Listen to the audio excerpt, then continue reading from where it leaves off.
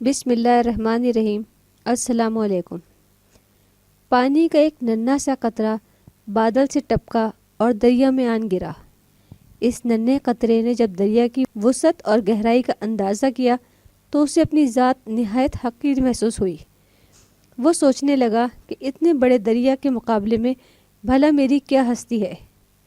میں تو کسی شمار میں نہیں آتا، باقی بھی رہا تو کیا اور فنا بھی ہو گیا تو کیا۔ قطرے نے تمام باتیں نہایت عز و انکساری سے سوچی تھیں۔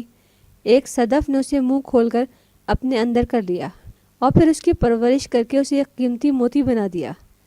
یقیناً اسے یہ اعزاز و مرتبہ اس لیے حاصل ہوا کہ اس نے خود کو حقیر جانا اور جس نے خود کو حقیر جانا وہی بلند مرتبے کا حامل ہوا۔